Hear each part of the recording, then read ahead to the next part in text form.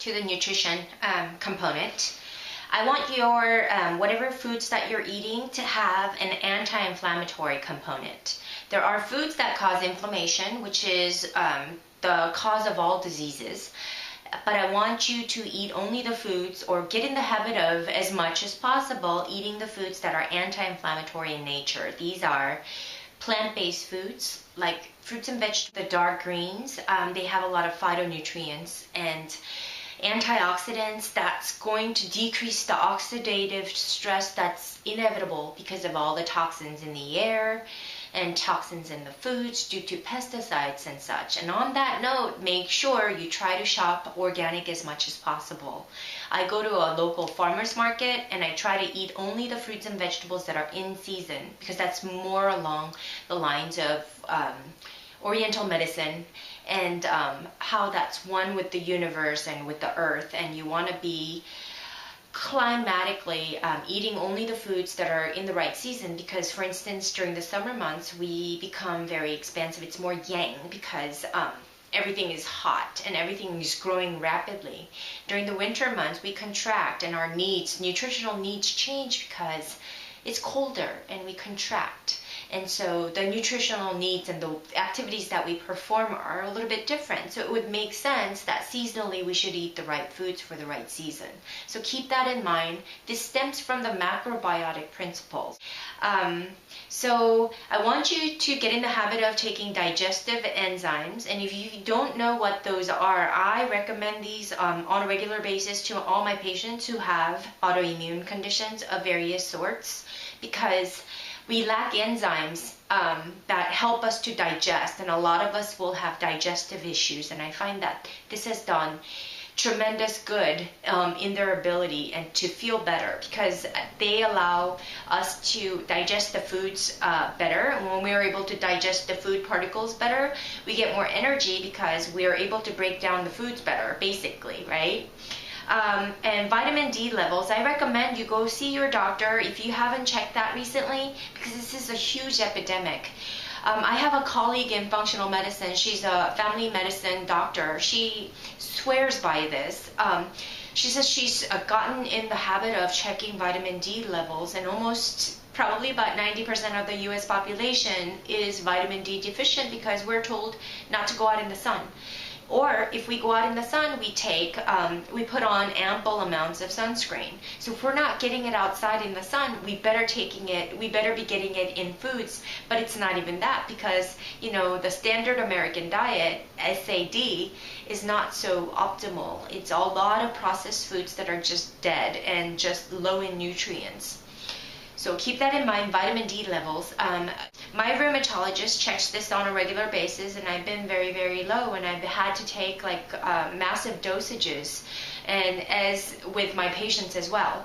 So this is not a dosage you can just pick up at the grocery store, because at the grocery store, the maximum, or the health food stores, the maximum amount that they can sell you is 5,000 IUs, which is still a lot. But I'm used to taking 10,000 just to kind of get my levels up, and then I taper down. And that's usually what physicians recommend your physician about the vitamin D levels. And also, as a standard, I always recommend magnesium to my patients. This helps us. Magnesium helps us to have decreased cramping, and also it helps with the muscle aches and pains. And I find that it also coincides with what foods I've eaten that day. Probiotics is another one. Multi-strain probiotics. I recommend highly you get it from a good source. All vitamins and supplements needs to be a very good source. I use Metagenics, and on my website at bestlifeblueprint.com, I do have a vitamin store. And if you do, supplements are only available through healthcare professionals, and I'm a vendor for them just because they're just highly pure.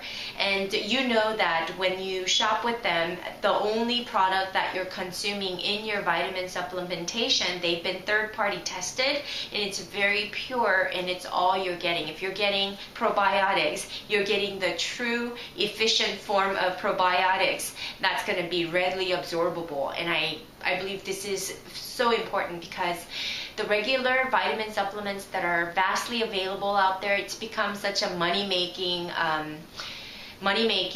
industry that they put a lot of fillers, and I don't really trust. Not that they are 100% impure. I don't know them. If I don't know them, I don't take them because I don't know what type of third-party tests are truly important. So I am very careful about what I put in my body, and vitamin supplementation, because I'm taking a handful of vitamin supplements every day, I want to make sure that I'm not getting anything that I don't need and that it's not an inflammatory response in my body. I take a multivitamin supplement specifically for women. So there are different types, and it includes some phytonutrients that I may not necessarily get that day, but this ensures that I've gotten all the essential elemental vitamin supplementation.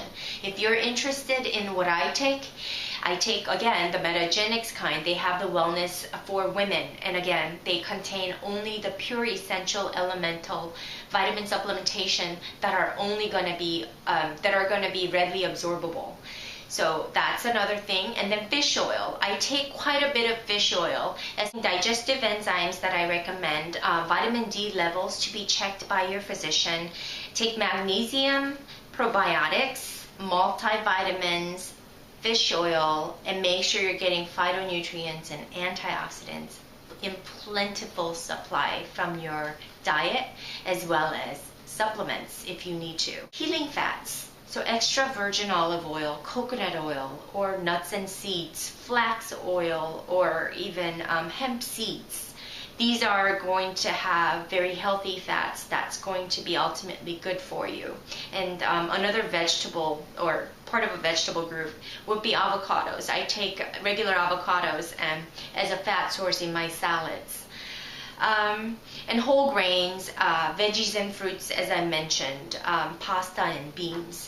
So I want you to try to eat a plant-based diet because they're more alkalizing, and that's better for you.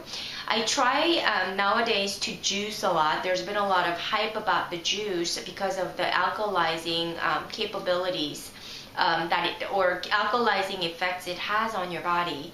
But believe it, alkalinity in your body is a good thing. They say if your body is so alkaline, there's not even your cancer cells, if you had any cancer, can't even survive in an alkaline environment. You know, just to mention, it's unfortunate, but statistics and research shows that we are a lot more prone to develop cancer. So watch that.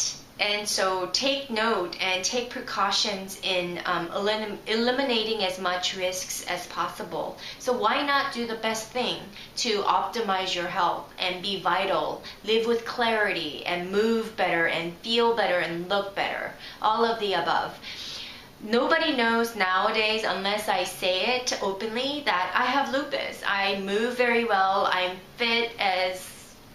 fitter than most Americans out there, but it takes a lot of effort. But I will say, because of the anti-inflammatory antibodies that are floating in my system, and because I am a lupus patient, I do have aches and pains, but they're managed very well. Anything's manageable.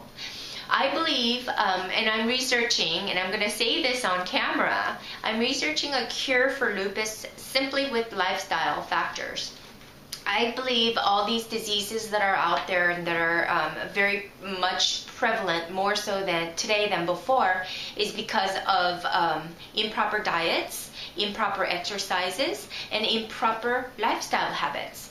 And so my program will help you to do just that. We'll go over the proper exercises for you. And so I'll see you soon. Bye.